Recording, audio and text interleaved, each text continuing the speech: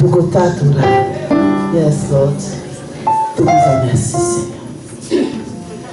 Donc, comme je vous ai dit, c'est lui-même qui a composé le chant. C'est un très beau chant, un chant de Noël. Donc, voilà. Nous profitons de l'occasion pour l'interpréter ensemble.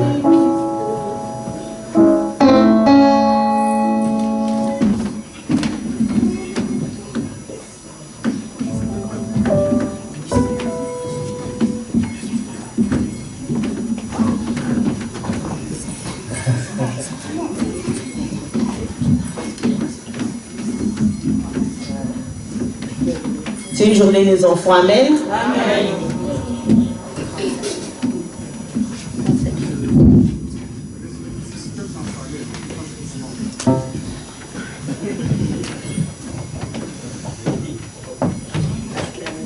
Est-ce qu'on peut acclamer le Seigneur?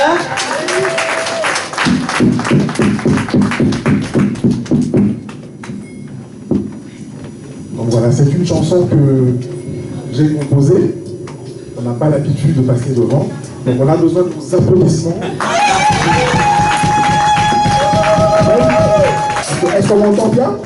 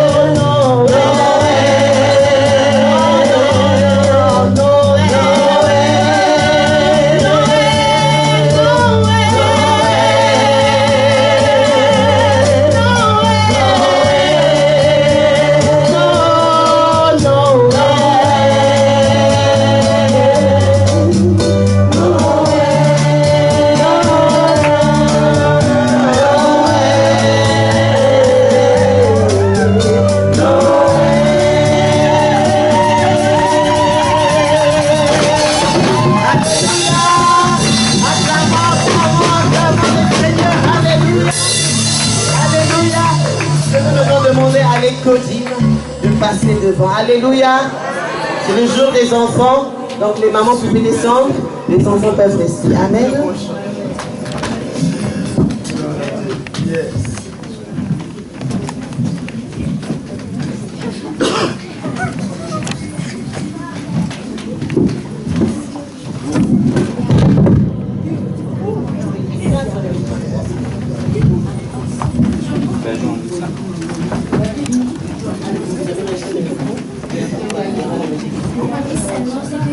Attendez. Pardon.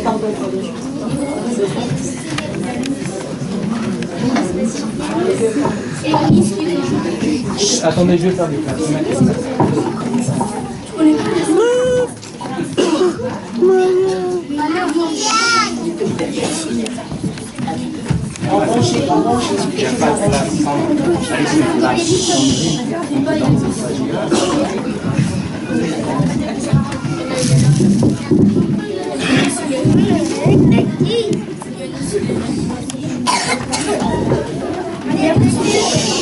Attendez, s'il vous plaît.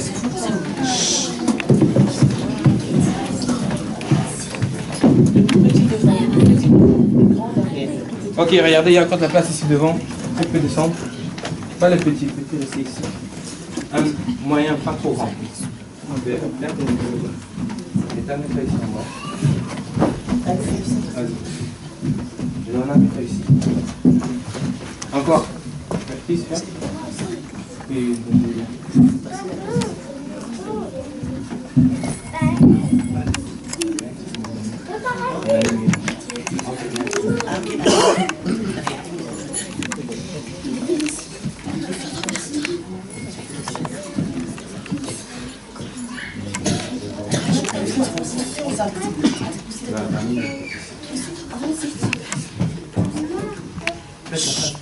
c'est bon.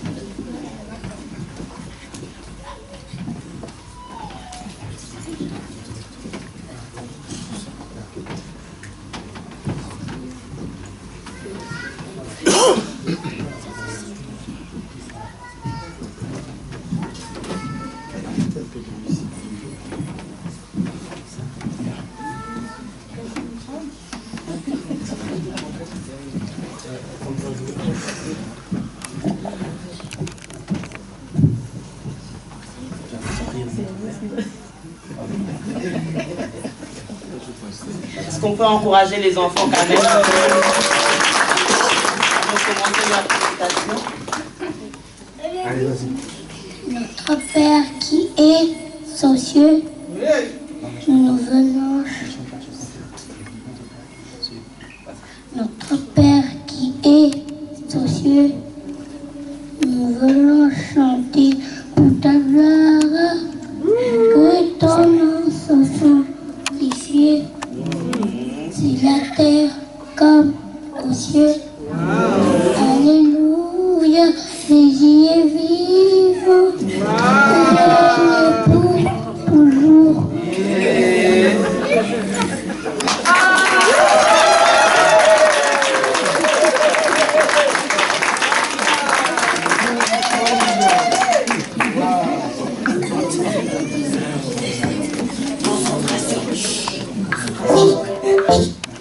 Now the female.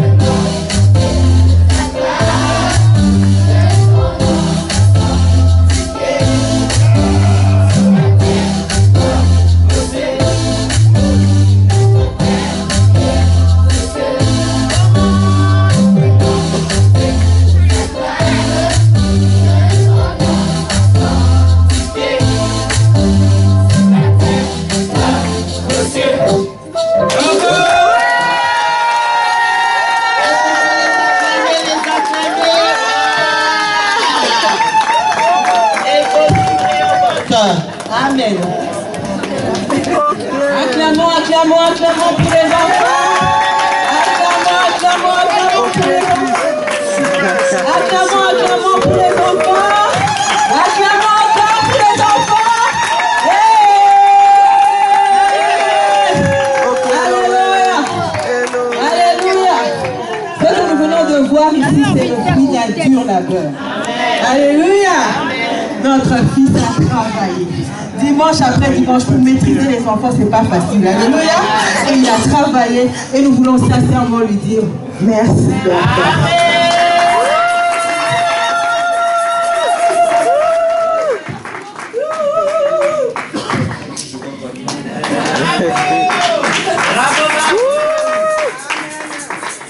Alléluia. Est-ce qu'on peut encore acclamer le Seigneur?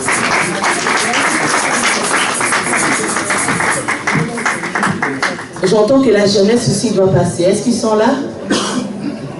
Est-ce que vous avez le temps de passer maintenant? Oui, la jeunesse peut passer alors. Désolé, c'est le jour des enfants. Amen. Amen.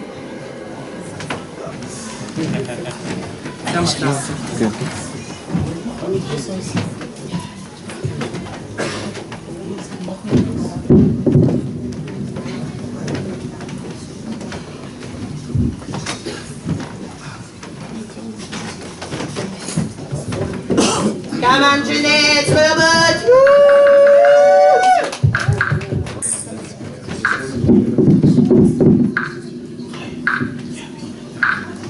Come on, Jeanette.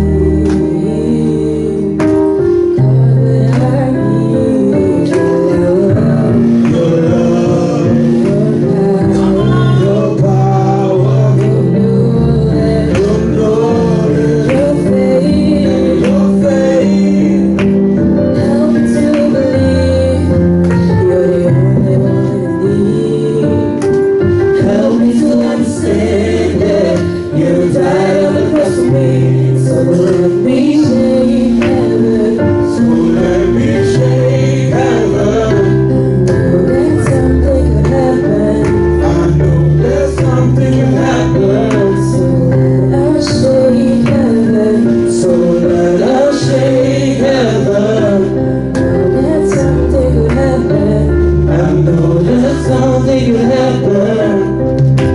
Here's what I need. It's coming from heaven.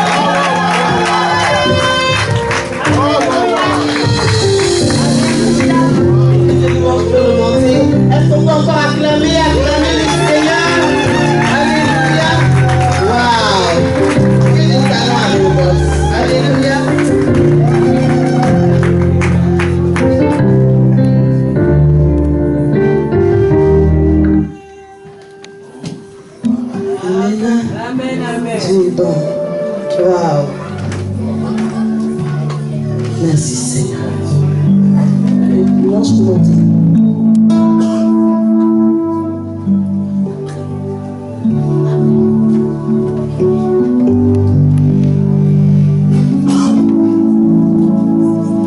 Alléluia.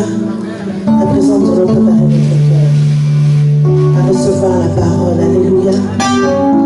Le chant que nous allons interpeller ce matin est un chant tiré de l'histoire qui est dans Jean 6, à partir du verset 24. Amen. C'était une situation où, un moment, si je peux le dire comme ça, où Jésus allait sélectionner les disciples. En fait, il voulait voir qui allait réellement le suivre. Amen. Et alors Jésus a commencé, parce qu'il y avait beaucoup de disciples au début, ils n'étaient pas à 12 au début, il y avait beaucoup qui suivaient Jésus. Mais beaucoup suivaient le Seigneur à cause de ses miracles, à cause de ce qu'il faisait. Et peu qui suivaient le Seigneur pour ce qu'il était. Et reconnaissaient que Jésus était envoyé du Père. Amen. Alors, Jésus a commencé à annoncer l'évangile, mais donner des paroles dures, très très dures. Et alors là, il y a eu des disciples qui ont eu peur. Ils ont dit, ils commencent à parler ici de manger la chair, boire mon sang. Beaucoup sont partis. Amen. Alors, il n'y a que 12 qui sont restés. C'est les 12 disciples qu'on connaît tous. Et alors, le Seigneur a tourné son regard vers Pierre. Il a dit, Pierre, il a dit, mais pourquoi vous ne partez pas, vous aussi, vous ne fuyez pas. Alors Pierre a regardé le Seigneur, il a dit, le Seigneur, où irions-nous? Tu as les paroles de la vie. Seigneur, à qui irions-nous, Seigneur? Tu as les paroles de la vie. Alléluia. Jésus a les paroles pour ta vie. Oh oui, ce matin, je vais encourager quelqu'un qui attend depuis des mois et des mois, peut-être même des années, une parole venant du Seigneur. C'est lui qui a les paroles de la vie. Alléluia. Dernièrement, je parle avec une amie. J'ai dit, on dit, quand le Seigneur parle, tout genou fléchit. Tout genou fléchit devant la parole de Dieu. Car quand il parle, c'est ce qui s'accomplit. Alléluia. Jésus a les paroles de la vie.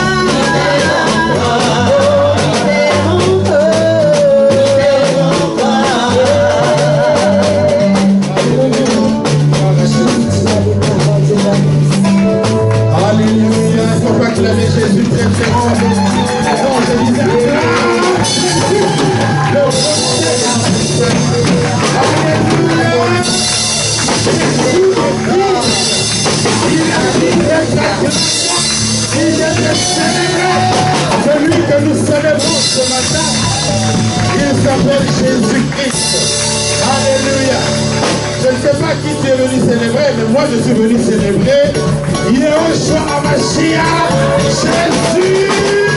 Alléluia. Il est dit d'être célébré, il est dit d'être acclamé, il est d'être adoré. Alléluia. À lui seul soit la gloire. Alléluia. Oh, j'ai envie de chanter encore un peu là. Amen. Gloire à Dieu. C'est formidable. Est-ce qu'on peut chanter Lord, I lift your name on high.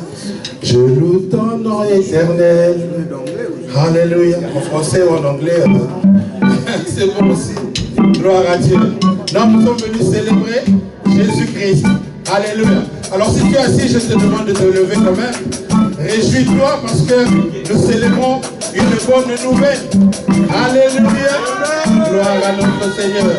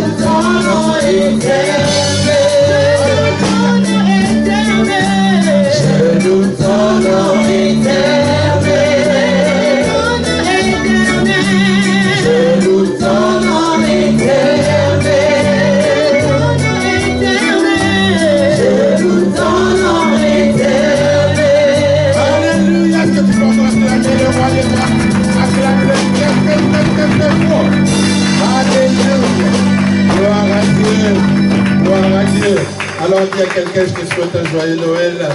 Alléluia. Je souhaite à quelqu'un, formidable.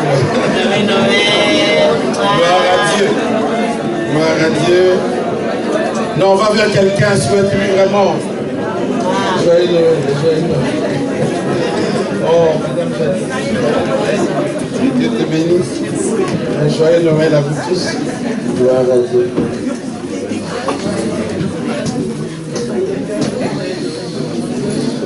Voilà, voilà. Souhaite à quelqu'un un joyeux Noël. Gloire à Dieu.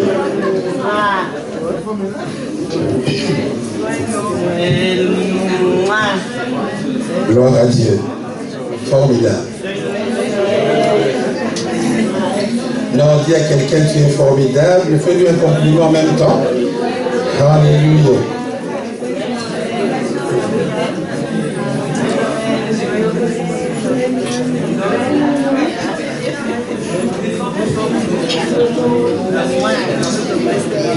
Alléluia. Voilà, voilà. Que Dieu soit loué. Alors nous allons reprendre nos places parce que nous voulons écouter la parole de Dieu. Voyez-vous, c'est un grand jour que nous célébrons ce matin.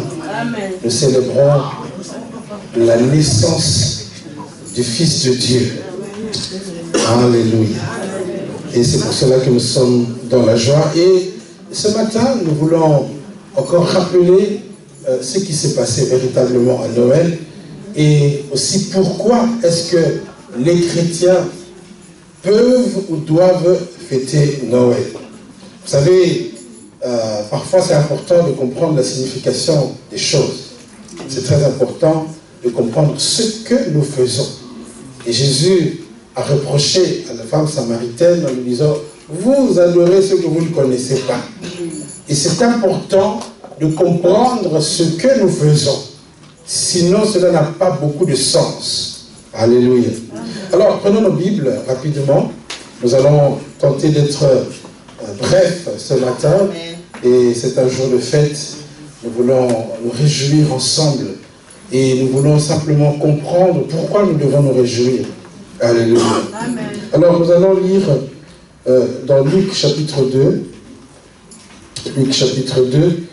Nous allons lire quelques portions. Le verset 8, à partir du verset 8. Est-ce que je peux avoir un verre d'eau, s'il vous plaît? Luc chapitre 2, verset 8. La Bible dit, il y avait dans cette même contrée des bergers qui passaient dans les champs les veilles de la nuit pour garder leurs troupeaux. Un ange du Seigneur leur apparut et la gloire du Seigneur resplendit autour d'eux. Ils furent saisis d'une grande crainte. Mais l'ange leur dit, soyez sans crainte, car je vous annonce la bonne nouvelle d'une grande joie qui sera pour tout le peuple. Aujourd'hui, dans la ville de David, il vous est né un sauveur, qui est le Christ, le Seigneur. Et ceci sera pour vous un signe. Vous trouverez un nouveau-né emmailloté et couché dans une crèche.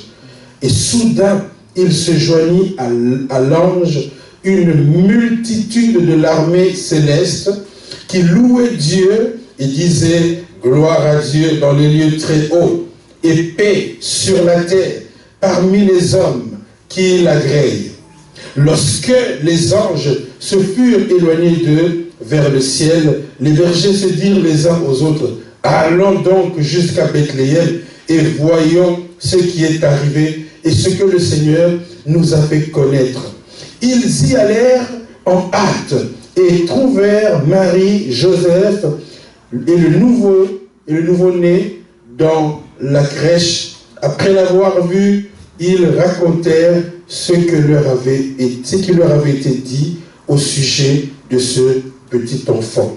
Tous ceux qui l'entendirent firent dans l'étonnement de ce que leur disaient les bergers. Marie conservait toutes ces choses et les repassait dans son cœur. Et les bergers s'en retournèrent et glorifiant et louant Dieu pour tout ce qu'ils avaient entendu et vu, conformément à ce qui leur avait été dit. Verset 21. Quand le 8e jour fut accompli, il fut circoncis et fut appelé Jésus du nom indiqué par l'ange avant sa conception. Et quand les jours de leur purification furent accomplis, selon la loi de Moïse, on l'amena à Jérusalem pour le présenter au Seigneur. Suivant ce qui est écrit dans la loi du Seigneur, tout mâle premier-né sera consacré au Seigneur. Et pour offrir en sacrifice une paire de tourterelles et 2 jeunes pigeons, comme c'est prescrit dans la loi du Seigneur. Et voici, il y avait à Jérusalem un homme du nom de Siméon. Cet homme était juste et pieux. Il attendait la consolation d'Israël et l'Esprit Saint était sur lui. Il avait été divinement averti par le Saint-Esprit qu'il ne verrait pas la mort avant d'avoir vu le Christ du Seigneur. Il vint au temple, poussé par l'Esprit, et comme les parents apportaient le petit enfant Jésus pour accomplir à son égard ce qui était en usage d'après la loi, il le reçoit dans ses bras, bénit Dieu et dit, maintenant, maître, tu laisses ton serviteur s'en aller en paix, selon ta parole. Car mes yeux ont vu ton salut, que tu as préparé devant tous les peuples, lumière pour éclairer les nations et gloire de ton peuple, Israël. Son père et sa mère étaient dans l'admiration de ce qu'on disait de lui. Siméon les bénit et dit à Marie sa mère, voici cet enfant est là pour la chute et le relèvement de beaucoup en Israël. Et comme un signe qui provoquera la contradiction. Alléluia. Et toi-même, une épée te transpercera l'âme, afin que les pensées de beaucoup de cœurs soient révélées.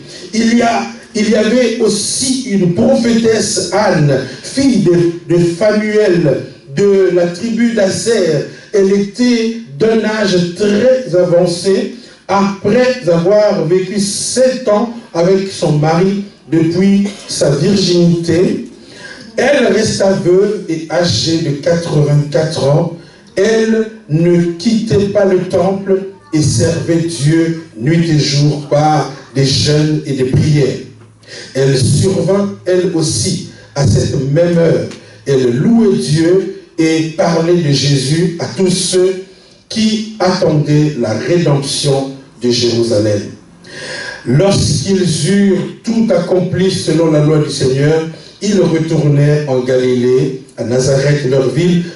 Or, le petit enfant grandissait et se fortifiait. Il était rempli de sagesse et la grâce de Dieu était sur lui. Amen.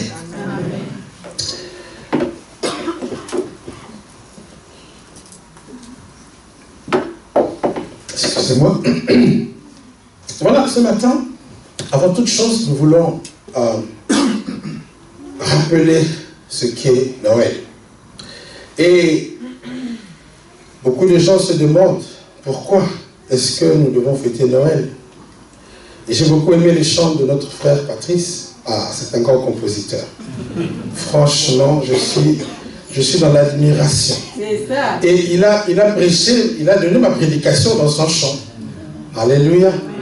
Parce que beaucoup de gens se posent la question. Il y a des gens qui sont très spirituels, qui trouvent qu'il ne faut pas fêter Noël parce que Noël, au fait, dans l'ancien temps, était associé à une fête païenne. C'est une fête de païens qui célébrait la naissance du soleil. Sol invictus, le soleil invaincu. Et il célébrait dans les siècles passés le solstice d'hiver. En fait, c'est tout simplement l'observation des phénomènes de la nature. Les gens observaient les phénomènes astronomiques, comment est-ce que les mouvements de la Terre par rapport au Soleil, et tout cela engendre des changements dans les saisons. Lorsqu'on parle de solstice d'hiver, c'est tout simplement que à un moment précis, à une période qui se situe vers le 21 décembre et par quelques jours qui peuvent changer d'une année à une autre, c'est que le soleil se positionne d'une manière verticale par rapport au globe terrestre et cela engendre bien sûr des changements dans les saisons. Alléluia. Et selon pendant l'été, on parle de solstice d'été, et pendant ce jour-là, selon qu'on se situe selon qu'on se situe d'un côté ou d'un autre du globe terrestre, il y aura des changements. Et donc, les gens à cette époque considéraient ce phénomène comme quelque chose qu'il fallait adorer. Et ils adoraient un Dieu. C'était un peu de l'idolâtrie. C'était de l'idolâtrie et on adorait le Dieu soleil. Et parce que pendant le solstice d'hiver, à partir du moment où le solstice d'hiver se passait, le soleil durait plus longtemps pendant la journée. Alors, ils adoraient le Dieu soleil. C'était le 25 décembre que ça se passait, et c'était une fête répandue dans le monde entier où on adorait, et selon les cultures, les gens adoraient Mitra, le dieu soleil, d'autres adoraient, et il y avait toute une série de rituels qui se passaient selon les communautés, et il y en a qui célébraient aussi, selon les historiens, Nimrod, c'est celui qui avait construit la tour de Babel, et voilà, avec leurs croyances, on célébrait le jour de sa naissance, et voilà, donc, toutes ces choses-là se passaient pendant la période de Noël. Alors, l'Église chrétienne, il y a un empereur, Constantin, je pense, qui, lui, a voulu imposer à la place de cette fête païenne, il a voulu qu'on puisse maintenant fêter la naissance de Jésus-Christ. Alléluia. Amen. Bon, les gens très spirituels, comme a dit frère Patrice dans son chant, ne trouvent qu'il ne faut pas célébrer Noël parce qu'il s'agit d'une célébration d'un Dieu païen. Vous voyez? Alors beaucoup disent qu'il ne faut pas s'associer à ce genre de célébration parce que la plupart des rituels qu'on voit, l'échange de cadeaux, c'était aussi suite à une croyance, parce que le Père Noël qui est devenu Père Noël, en fait c'était dans leur croyance le Dieu là qui venait distribuer les cadeaux aux gens, et il fallait l'adorer parce qu'il venait après distribuer les cadeaux. Et bien sûr, au fil des années, le côté spirituel va commencer à disparaître pour donner place simplement au côté festif et commercial. Donc les commerçants ont récupéré ça pour dire voilà, c'est une occasion pour pouvoir vendre beaucoup, parce que tout le monde doit échanger des cadeaux à Noël. Il faut offrir des cadeaux aux enfants. Si tu n'offres pas des cadeaux à tes enfants, tu auras des sérieux problèmes. Donc c'est une récupération, et donc ça devient quelque chose de commercial. Mais si on analyse bien aussi, où est le mal si on offre un cadeau? Qu'est-ce qui est le mal? Si les gens offraient des cadeaux pour obéir au dieu soleil, Mitra ou Nimrod, je ne sais pas qui, mais si toi tu offres des cadeaux de tout ton cœur pour faire plaisir à ton voisin, à ton enfant, à ta femme, à ton mari, ou à ton frère ou à ta soeur, où est le mal? Est-ce qu'il y a un problème avec ça? Donc, nous pouvons aussi réfléchir que nous ne devons pas tomber dans le spiritualisme où on tombe dans des extrêmes, on devient extrémiste pour pouvoir tout diaboliser. Et moi je pense que c'était une bonne chose de la part de cet empereur Constantin, et je pense d'ailleurs qu'il n'y a pas de hasard, parce que Dieu ne fait rien au hasard. Si vous remarquez par exemple que le Saint-Esprit est descendu le jour de la Pentecôte, et ça s'est passé au Moyen-Orient, là-bas en Israël, et si vous regardez bien, cette localisation se situe à un endroit qui était considéré comme le carrefour du monde, où beaucoup de gens venaient, par les commerçants, passaient par là. Et ce jour-là, le Saint-Esprit est descendu. Les gens ont parlé dans d'autres langues, dans les langues de toutes ces personnes qui étaient venues à Jérusalem à ce moment-là. Et c'est comme ça que l'onction les a aussi touchés. Donc Dieu, parfois, il est stratège. C'est un Dieu stratège. Et je pense, pour ma part, que le fait que cet empereur ait décidé d'imposer la célébration de Noël le jour où c'était partout dans le monde, on célébrait un Dieu païen, et il a récupéré ça. Ça a permis que, à ce jour-là, dans tous les pays, on célèbre Jésus-Christ. Alléluia. Parce que, voyez-vous, peu importe, certainement, Jésus n'est pas né le 25 décembre. Donc c'est une farce que Jésus est né le 25 décembre. Ça, c'est pas vrai. Il n'est pas né le 25 décembre. Mais c'est un jour conventionnel qui a été fixé par convention. On s'est dit, bon, de toutes les façons, c'était un peu difficile de dire quelle est la date exacte de la naissance de Jésus-Christ, parce qu'à cette époque, il n'y avait pas d'ordinateur, il n'y avait pas d'Apple, il n'y avait pas de Mac pour pouvoir vraiment mémoriser toutes ces choses. Donc on ne peut que estimer en fonction des événements, selon les récits. On peut dire, si on dit que c'était à telle période, les bergers, tout ça, alors on peut calculer, on dit ça peut-être que c'était pendant l'automne, mais forcément pas en hiver, parce qu'il y aurait contradiction par rapport au récit. Mais peu importe que ce soit en hiver, en automne ou en été, le plus important c'est le contenu. Parce que ça, ce n'est que la forme. Vous savez, hier, on nous a offert un très très beau cadeau de Noël par quelqu'un dont je ne cite pas le nom. Et j'avais du mal. J'ai dit à ma femme, mais il ne faut pas ouvrir l'emballage parce que c'est trop beau. Non, j'ai pas envie qu'on ouvre. C'était tellement bien emballé. J'ai dit non, il ne faut pas ouvrir. Sinon tu vas gâcher. Là. Mais bon, si on n'ouvre pas non plus, je ne profiterai jamais du cadeau. Vous comprenez? Donc à un moment donné, il faut déchirer l'emballage. Alors le problème de discuter de la date, tout ça, est-ce qu'il faut, il ne faut pas, ça c'est l'emballage. Il faut déchirer l'emballage. Dis à ton voisin, déchire l'emballage. Alléluia. Le plus important, c'est le contenu. Ce qui est dedans. Ce qui est dedans, c'est qu'à Noël, nous fêtons la venue sur la terre de celui qui est venu pour nous sauver, nous donner la vie éternelle. Il est venu pour nous montrer le chemin.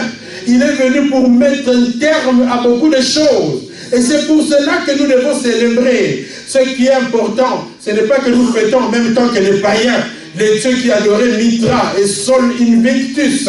Ce qui est important, c'est que nous ici, même si nous sommes associés à d'autres, peu importe ce que les gens font, mais ce qui importe pour Dieu, c'est ce que nous faisons aujourd'hui. Et ce que nous faisons aujourd'hui, c'est adorer Jésus, le remercier d'être venu pour nous éclairer, pour nous montrer le chemin. Alléluia. Et si nous pouvons comparer, et ce qui est important, c'est qu'aujourd'hui nous voulons comparer ce que les gens célébraient à l'époque et ce que nous célébrons. Il y a beaucoup de similitudes parce qu'ils célébraient un positionnement stratégique du soleil par rapport à la terre. Le solstice d'hiver, là dont je viens de vous expliquer, c'est tout simplement un phénomène astronomique qui se produit à cette période-là et qui fait que la journée va durer plus longtemps, le soleil va durer un peu plus longtemps. Donc c'est la naissance du soleil. Alors, ce qui est important, c'est que aujourd'hui, Jésus-Christ est venu amener un espoir. Parce que le soleil, en fait, pourquoi est-ce qu'on a besoin du soleil? Parce que le soleil vient vaincre la nuit. Parce que quand il fait noir, on a peur, on est incertain, on a peur, on peut se cogner, il n'y a pas d'espérance dans les ténèbres. Mais quand le soleil vient, l'espoir revient. Là, on peut encore jouir de la vie, profiter des choses. Et c'est ça que représente Noël. Jésus-Christ est venu pour ramener un peu de lumière dans le cœur de quelqu'un qui était dans les ténèbres. Jésus-Christ est venu ramener l'espoir pour la vie de celui qui était totalement désespéré. Jésus-Christ est venu redonner une lueur d'espoir dans la vie de celui qui ne croyait plus en rien, qui croyait que sa vie était finie et qui n'allait plus jamais réussir. Et peut-être que tu es dans une situation compliquée. Je voudrais te dire ce matin que le solstice d'hiver a sonné pour toi parce que aujourd'hui nous célébrons le positionnement de Dieu par rapport à ta vie, un positionnement stratégique que Jésus-Christ est venu accomplir pour te redonner de l'espoir, pour faire durer encore ton temps de bonheur dans ce monde. Alléluia. Et lorsque nous analysons ce que nous venons de lire dans ce texte de Luc chapitre 2, lorsque nous analysons ce que nous venons de lire, nous voyons que pendant la période de Noël, c'est-à-dire lorsque nous parlons de Noël, nous ne parlons pas de la même façon que les autres là. Ça c'est leur problème. Et puis c'est la démocratie, papa. Laissez chacun fêter ce qu'il a envie de fêter. Chacun, ok? Donc si les gens veulent fêter le soleil, c'est leur problème.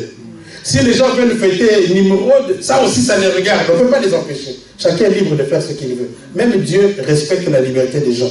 Donc nous aussi, à combien plus forte raison, ne devons-nous pas respecter ceux qui veulent adorer qui ils veulent, mais qu'eux aussi respectent celui que nous voulons adorer. Amen. Alléluia. Alors, nous remarquons ceci, c'est que pendant cette période, qu'on appelle la période de la nativité, de la naissance du Messie, cela déjà, de toute façon, cela n'était pas le fruit d'un hasard. Jésus-Christ n'est pas venu par hasard. Il y avait déjà des annonces prophétiques et plusieurs siècles auparavant. L'un des plus grands prophètes messianiques, Ésaïe, avait déjà annoncé en disant que la Vierge va tomber enceinte. C'était un peu la folie à l'époque. Quand il disait ça, on dit, ce pasteur, il a trop bu, je pense. Comment une vierge peut tomber enceinte? Mais c'était la vérité qu'il disait. Mais ça s'est accompli plusieurs siècles après. Il a annoncé la venue du Messie et il a expliqué ce qu'il allait venir faire. Il a dit, c'est de nos douleurs qu'il s'est chargé. C'est par ses meurtrissures que nous sommes guéris. Il a annoncé tout ce que le Messie devait venir accomplir en ta faveur. Alléluia. Et comme Jésus-Christ est né, il y a eu un grand mouvement dans le ciel. Il y a eu beaucoup de mouvements. Même les mages qui sont venus de l'Orient, ils ont vu, vous savez, les mages, ils faisaient de l'astronomie, ils observaient les astres, n'est-ce pas? Et bien, à partir de à la période de Noël, je crois que Dieu leur a dit, bon, maintenant, vous avez tellement observé les étoiles, mais maintenant, je vais vous montrer une étoile spéciale que vous allez observer. Et les mages ont laissé tomber toutes les autres étoiles, ils ont commencé à suivre une étoile qui les a conduits jusque là où se trouvait le Fils de Dieu, Jésus-Christ. Et ils sont arrivés vers Hérode, ils ont dit, non, nous suivons une étoile et nous voulons savoir où est le roi des Juifs. Alors Hérode et tout Jérusalem étaient en émoi parce qu'ils ont eu peur. Il dit, le roi des Juifs est né. Alors le roi Hérode a eu peur pour son poste. Vous savez, les présidents et les chefs d'État de ce monde, ils tiennent beaucoup à leur poste. Ils sont prêts à tuer des milliers de personnes juste pour rester au pouvoir. D'ailleurs, je ne comprends même pas pourquoi ils veulent tellement rester au pouvoir. Quand quelqu'un a déjà accumulé beaucoup de millions et de milliards, c'est même plus intéressant de laisser tomber et d'aller profiter de ces millions-là. Mais vous voulez quand même rester pour continuer à massacrer les gens et vous êtes un prisonnier dans une prison dorée. Vous ne profitez même pas de tous les milliards que vous avez volés, que vous avez pris au détriment d'un peuple meurtri et souffrant. Vous continuez à souffrir vous-même pour rien. Alors, ce roi-là a tué beaucoup d'enfants parce qu'il voulait s'assurer que le roi des Juifs là allait aussi mourir. Les mages ont suivi l'étoile et l'étoile les a, lorsqu'ils sont arrivés, c'était un GPS formidable. Ce n'est pas le tom-tom là que vous avez. L'étoile là les a conduits exactement. Vous savez, les GPS, il est formidable, mais parfois il se trompe. Parfois il vous fait tourner en rond. Mais non, le GPS de Dieu ne rate jamais. Il les a conduits exactement où se trouvait le Fils de Dieu. Et ils sont allés l'adorer. Alléluia. La Bible dit que ces mages-là, c'était des VIP. Donc si les mages, les VIP sont allés adorer Jésus, et toi qui tu es pour ne pas l'adorer? Alléluia.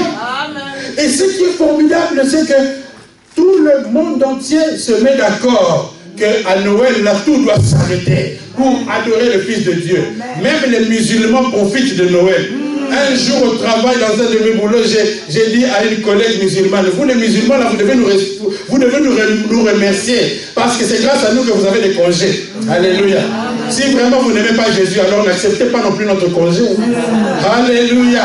Que vous vous rendez compte de l'importance de Jésus. Le monde entier, même les païens qui ne croient pas en Dieu, ils reconnaissent que ce jour-là est un jour spécial. Tout doit s'arrêter pour honorer le Seigneur des Seigneurs.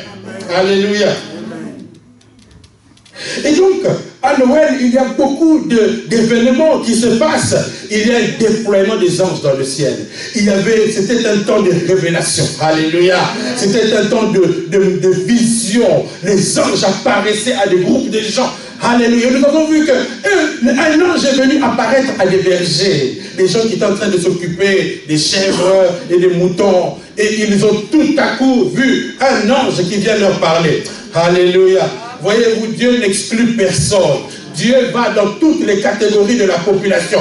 Il est allé toucher les rois mages, il est allé aussi toucher des bergers, des gens peut-être qu'on ne considère pas dans la société, mais Dieu les a visités pour montrer que tu es important. Tu ne te minimises pas parce que tu n'es pas un chef d'État. Parce que les gens sont tellement traumatisés. Quand ils voient un chef d'État, ils tremblent. Il est prêt à se rouler par terre, à se rouler dans le gazon pour, je ne sais pas, surtout un pays là, un peuple, alors je ne cite pas le nom, un peuple d'idolâtres. Ils adorent leurs politiciens, ils adorent leurs pasteurs, ils adorent tout le monde. Je ne comprends pas. Au lieu d'adorer le Dieu vivant, et ils sont prêts à adorer un homme.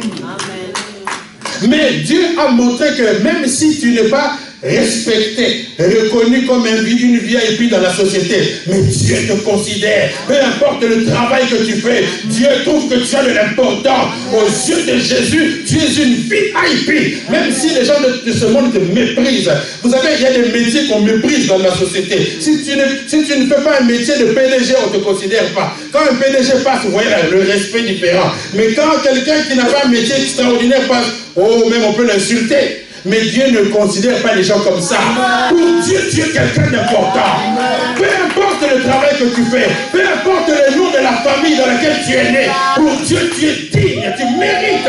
C'est pour cela que Dieu a dépêché un ange pour aller annoncer spécialement à ces bergers-là, les gens qu'on méprisait. Mais Dieu a dépêché un ange pour eux. Alléluia. L'ange leur a annoncé, ils avaient la primeur de l'information. Ils étaient des avant-gardistes, pendant que beaucoup de gens ignoraient ce qui se passait dans la ville. Mais eux, ils étaient au courant qu'un événement important venait de se réaliser. Ils ont reçu l'information de la part d'un ange. Et même quand l'ange, quand il a fini de parler, une multitude de l'armée céleste se joignit à lui pour louer et glorifier le Seigneur. Il y avait une louange terrible dans le ciel ce jour-là. Parce que c'était un événement, s'il vous plaît. Le monde était en train d'être sauvé. Le désespoir qui avait caractérisé l'humanité était sur le point de se terminer à cause de la venue du Messie. Parce que Jésus-Christ est venu mettre un terme à la domination du diable sur la race humaine. Alors que le diable avait marché, avait écrasé. Je ne sais pas dans quelle famille tu es né. Dans certaines familles, ce sont les ténèbres les plus sombres. Les sorciers ont le pouvoir. Il y a des familles qui sont caractérisées d'année en année par des malheurs, des morts précoces, des maladies incurables, des souffrances qui ne se terminent jamais, des malédictions qui se perpétuent de génération en génération. Je suis venu t'annoncer aujourd'hui une bonne nouvelle. Le Fils de Dieu est né. Un sauveur nous est né. Un sauveur nous est né pour mettre un terme à tous ces liens de famille, pour mettre un terme à tous ces liens tribaux, pour mettre un terme à toutes ces maladies héréditaires. Oh, je crois que vous allez dire un vrai amen. Alléluia. Le Fils de Dieu est venu pour mettre un terme à toutes ces choses. C'est pour cela que les gens se réjouissaient. Et les mages, lorsqu'ils sont arrivés, là où se trouvait le Fils de Dieu, la Bible dit qu'ils ont adoré Jésus. Vous vous rendez compte, imaginez le roi Philippe qui quitte son palais pour venir ici à Rehoboth pour célébrer Jésus. Ah là là, c'est formidable. C'est formidable. Vous savez, quand quelqu'un qui n'a rien, qui n'a pas d'argent adore Jésus, c'est tout à fait normal parce que lui, au moins, il a intérêt vraiment à adorer Jésus. Parce qu'au moins, il a un besoin d'intervention de Jésus. Mais les gens là qui ont tout, qui ont des milliards et des milliards, vous savez qu'il y a des gens, si vous croyez que, si vous faites des fiers, hein, je parle un peu en lingala, les faire des fiers, c'est-à-dire que tu veux te faire prier. Pour venir à l'église, on doit te supplier. Pour venir prier, il faut que le pasteur vienne te voir en personne. Il y a des gens comme ça, il dit tant que le pasteur n'est pas venu me chercher, je ne viendrai pas à l'église. Maman, vraiment. Donc tu te prends pour qui là? L'image des gens est très importante dans la société. Il y a des gens très riches qui adorent le Seigneur, s'il vous plaît. Ne vous trompez pas.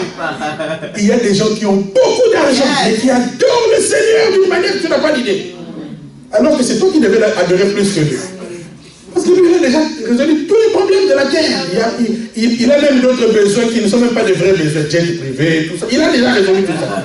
Mais il pense que Jésus est très important. Alléluia. J'ai rencontré un pasteur, un jeune pasteur coréen, millionnaire s'il vous plaît. Il a quitté la Corée pour venir suivre un pasteur qui est venu faire le séminaire, un assistant de Yonggi Cho à Bruxelles. C'est formidable. Des gens qui font des kilomètres pour venir simplement célébrer Jésus. Ils reconnaissent l'importance du Messie. Et toi, qu'est-ce que tu attends pour comprendre que Jésus est important? Pour donner de l'importance aux choses de Dieu. Alléluia.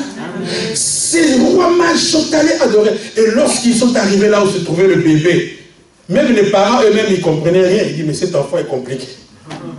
Alléluia. Ils ont ouvert leur trésor. Ah, formidable.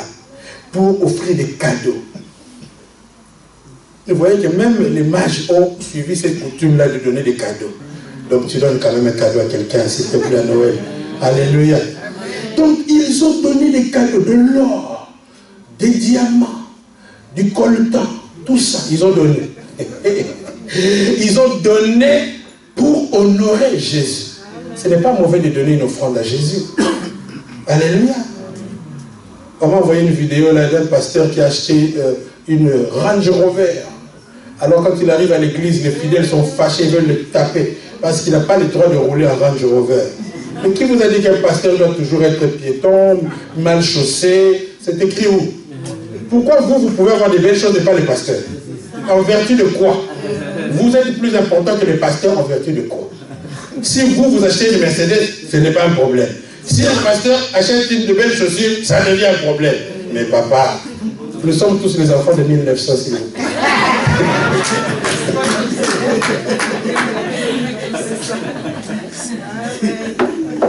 Alléluia. Ils ont offert. Et à Noël, c'était un temps de révélation, disais-je. C'était pour inaugurer le temps de révélation où Dieu n'est plus lointain, il est tout près. Dieu peut te révéler des choses précises pour ta vie. Dieu peut te donner des informations stratégiques importantes pour que tu ne tombes pas dans le piège du diable. C'est le temps où nous recevons des visions. La Bible ne n'en a-t-elle pas dit que dans les derniers temps, je répandrai mon esprit sur toute chair, sur les jeunes, sur les enfants, sur les papas et les mamans. Les jeunes auront des visions, les vieillards auront des songes. C'est ce temps-là que Noël est venu inaugurer. Alléluia. Amen. Et lorsque nous retournons dans ce texte où nous voyons que le jour, pour terminer, parce que nous ne voulons pas être trop long aujourd'hui, le jour où on est venu présenter l'enfant Jésus au temple. Et là, c'est important lorsque vous venez d'avoir un bébé. Vous voyez, c'est biblique. On ne baptise pas les enfants. C'est pas biblique. Je n'ai rien contre une certaine religion, mais je dis simplement que c'est différent de ce que nous voyons dans la Bible, n'est-ce pas? On n'a pas baptisé Jésus lorsqu'il est né. On l'a amené au temple pour le présenter au Seigneur, pour prier pour lui, non pour le baptiser. Le baptême, il l'a eu à 30 ans avant de commencer son ministère. Le baptême, c'est tout autre chose, mais la présentation, c'est simplement pour rendre grâce à Dieu pour la venue de cet enfant et demander la bénédiction, la protection de Dieu sur l'enfant. Dites Amen. C'est ça qu'on a fait ce jour-là. Ils l'ont amené selon ce qui est écrit dans la loi du Seigneur. Ils ont amené Jésus au temple. Et alors, il y avait au temple ce jour-là Siméon. Il y avait un prophète dans le temple qui a commencé à prophétiser et à prier. Il a prié. Il a remercié Dieu parce qu'il venait de vivre un événement hors du commun. Il a dit, Seigneur, maintenant tu peux reprendre ton serviteur. Parce que cet homme avait refusé de mourir tant qu'il n'avait pas encore vu le salut d'Israël. Il refusait, il était déjà vieux, mais il refusait de mourir. Vous savez, parfois tu peux retarder ta mort en refusant. Parce que la Bible dit, tout ce que vous lirez sur la terre sera lié dans le ciel. Et alléluia, il y a des moments où tu peux exercer un pouvoir par des paroles, par la proclamation des promesses de Dieu. Cet homme refusait de mourir parce qu'il s'est dit, je ne peux pas mourir tant que je n'ai pas encore vu la venue du Fils de Dieu. Alors ce jour-là, c'était le jour de l'accomplissement. Il a dit à Dieu, maintenant, si tu me prends même dans une minute, ce n'est pas un problème. Maintenant tu peux.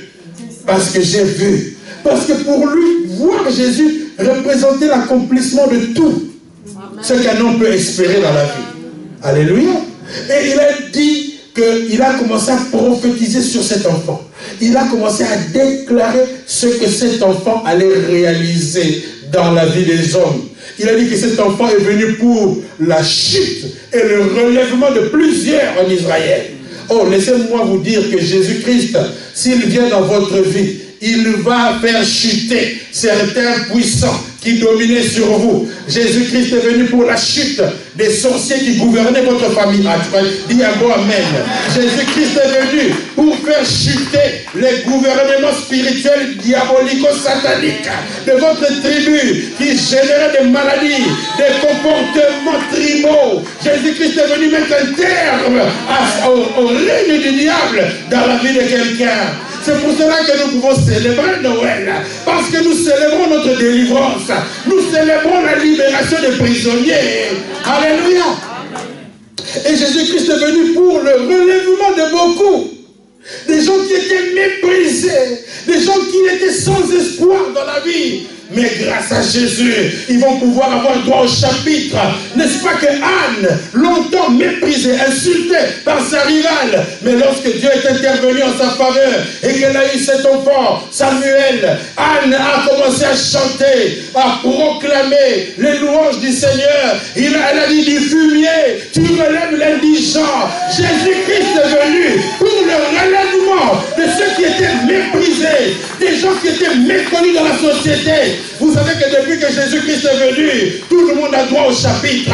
Ce n'est plus réservé à quelques familles. Dans un certain pays dont je ne cite pas le nom, il n'y a que quelques familles qui ont le droit au bonheur. Il n'y a que quelques hommes qui ont le droit à la richesse. Mais je te dis ce matin que si tu crois en Jésus, tu peux défier cette loi de votre famille, de votre pays. Jésus-Christ est venu pour le relèvement de quelques personnes. Alléluia. Et il a dit encore que cet enfant va amener la contradiction. Il va amener la contradiction. Jésus-Christ est venu pour contredire toutes les lois qui sont attentats de faveur. Même si tu es en Belgique et qu'il y a une loi qui t'interdit d'accéder à une certaine bénédiction, Jésus-Christ va contredire cette loi. Si dans votre famille, il est interdit qu'une femme se marie, les filles ne se marient jamais, je t'annonce aujourd'hui qu'à partir d'aujourd'hui, si tu crois en Jésus, cette loi est abrogée dans ta vie et dans la vie de tes enfants. Je ne sais pas quelle est la loi qui gouverne votre famille, quelle est la loi qui gouverne votre tribu, quelle est la loi qui gouverne votre race. Jésus-Christ est venu pour contredire ce que les Noirs ne peuvent jamais faire. Mais si un Noir croit en Jésus, à partir du moment où il met sa foi dans le Fils de Dieu, la loi qui limitait sa race n'a plus d'effet sur lui. Alléluia. Il est venu pour contredire. Je ne sais pas, quelle est la loi dans cette société qui dérange ta vie? Oh, on a dit que si tu n'as pas de diplôme, tu ne peux pas réussir dans la vie. Mais moi je te dis qu'avec Jésus-Christ, tout est possible.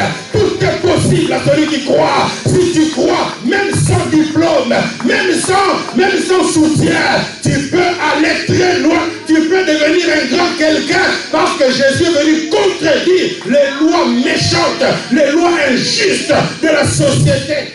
Alléluia. Ça c'est formidable. C'est ça que Siméon a dit. Maintenant, si je meurs, ce n'est pas un problème. Parce qu'au moins, j'ai vu. Et je voudrais aussi dire à quelqu'un, tant que tu n'as pas encore vu la gloire de Dieu dans ta vie, refuse de mourir. Parce que tu n'es pas venu dans ce monde juste pour assister au spectacle des bénédictions des autres. Tu n'es pas un spectateur de l'élévation de quelques personnes et toi tu es là seulement pour voir et pour dire oh c'est bon pour eux. Non, je suis venu dire à quelqu'un ce matin que tant que tu n'as pas encore vu l'accomplissement des promesses de Dieu dans ta vie, si Dieu t'a promis quelque chose, je ne sais pas qu'est-ce qu'il t'a promis, le mariage, et tu as déjà 45 ans, tu te dis oh ça n'arrivera plus jamais. Refuse de mourir tant que tu n'as pas vu l'accomplissement de cette promesse. Je ne sais pas qu'est-ce que Dieu t'a promis, la guérison, peut-être que tu souffres d'une maladie depuis des années, cette maladie te colle à la peau, elle est devenue même ton identité, on t'identifie à partir de cette maladie-là. Mais moi je te dis ce matin que Jésus-Christ est capable de mettre un terme à cette maladie, et tant que tu n'as pas vu la guérison de Dieu, tu dis au diable, je ne mourrai pas, je vivrai, je raconterai les merveilles de Dieu, je célébrerai l'Éternel des armées, je témoignerai à l'église.